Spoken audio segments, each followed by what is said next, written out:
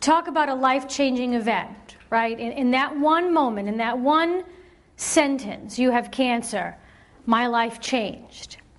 I've had 8 surgeries. I've had 29 rounds of radiation. I had 8 rounds of chemotherapy.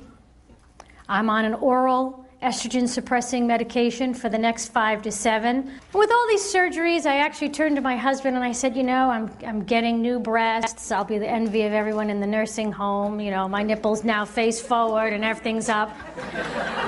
I said to my husband, I have that. My ovaries are gone. I said, you know, now I'm no longer for procreational use, I'm for recreational use. Of course, he'll tell you that the rec park is not always open, but that's a different workshop. So, I know from my cancer journey 2 things. 1, I know that I'm a fighter. I would have said that I was a fighter before this, but now I know that for sure. And 2, that humor is my armor. And I found that sometimes in the most desperate of times, the humor is what got me through. We get to about a week before my first chemotherapy appointment. And I wake up in the middle of the night having a panic attack. I've never had one since, and I didn't have one before then. But it was pretty, I woke up, I was covered in sweat. Of course, everybody in the house is sleeping, which always makes you feel like you're even more alone, right? They're all slumbering away, and I have the weight of the world on my shoulders. And all through my head, I think, I can't do this. And then, I don't know, something inside of me said, snap out of it, dummy. This, you know, you have 2 children and a husband, spent a lot of time with your husband. I'll be damned if I'm trading him for wife number 2.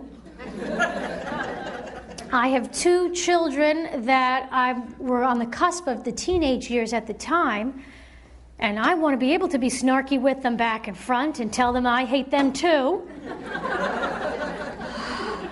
I want to get to my sports car. I want to have my summer home. And I said to myself, you do whatever it is. You do whatever it is they tell you to do. And along that way, you ask them, is there any more I can do? Because not only do I want to live now, I want to live 5 years from now, 10 years from now, 20 years from now. I want to be a 40-year survivor. So I found my inner strength.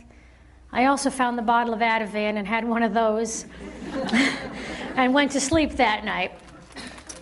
So, first day, I arrive at the oncology floor and I think, okay, here I am, giddy up, we're about to start.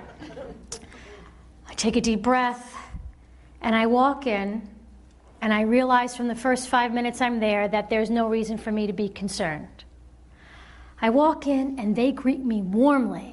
Like they do on a cruise ship, and they give you your drink of the day. And they didn't give me that, but, they greeted me like they were long-lost friends. As I finished doing my intake, a nurse comes to get me, and she puts her arm around me like we're sorority sisters, and we walk down this long, long corridor, cancer girl walking. And down we walk, and we get to the edge of the corridor, and it opens into a room. And as far as the eye can see, it's like a furniture showroom. There are recliners, big, comfy recliners. And she goes, Noreen, like a game show host, you can pick any chair you want. I go, yes. I go, let me get this straight. I got all of this, and I get to nap. And the only thing I love more than Bravo is napping. So I said, okay, sounds good. So as it turns out, I do my first treatment, and I do fall asleep, and they wake me up, Noreen, it's time to wake up. We'll see you in 2 weeks. I wake up, collect my stuff, I get out to the car, and I go, oh, now I know. Chemotherapy. That's Latin for spa treatment.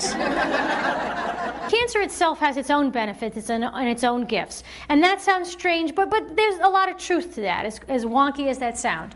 One, you have the cancer card, which I played initially when I was in treatment. I played the cancer card to get me out of things.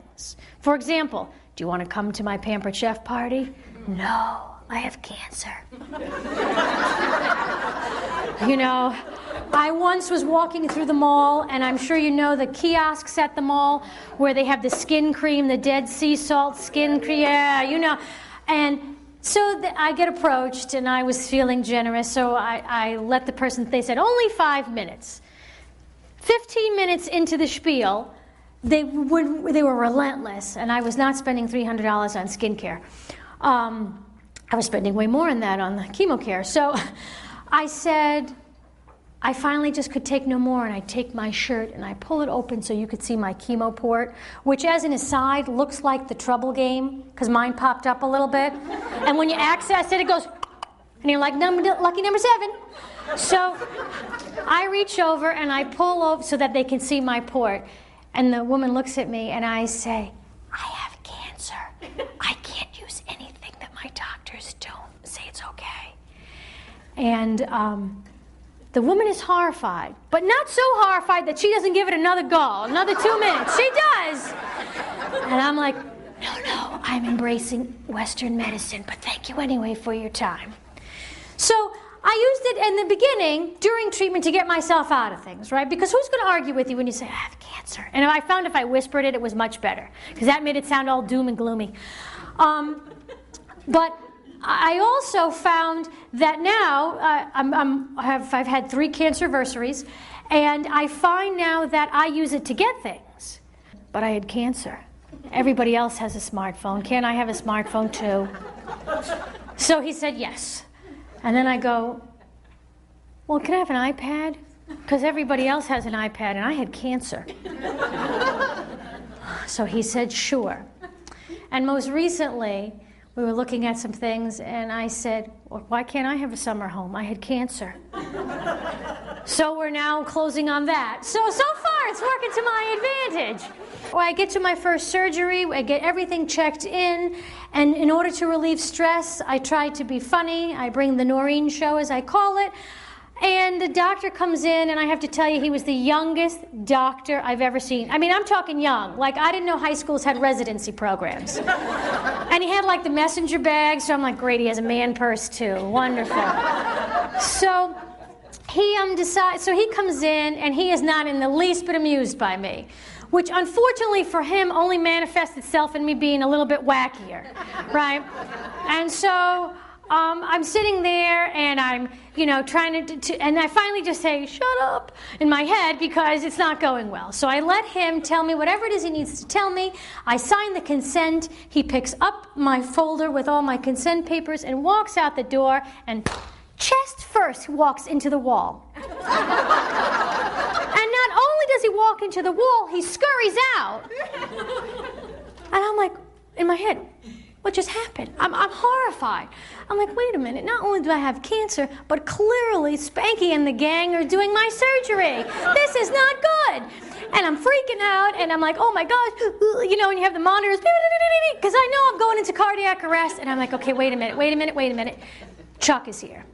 My husband Chuck have been married 20 years, a little over 20 years, and he is the calm to my crazy. Because I learned early on that I needed somebody to post my bail, and he looked like the guy to do it. If he was as wacky as me, we'd both be in jail. So he's so measured and thoughtful and great in a crisis. I say, okay, pull yourself together, girl. Look over at Chuck. I'm sure this is not nearly as bad as you think it is. So I turn to look at him, and he's like this. The same horrified look.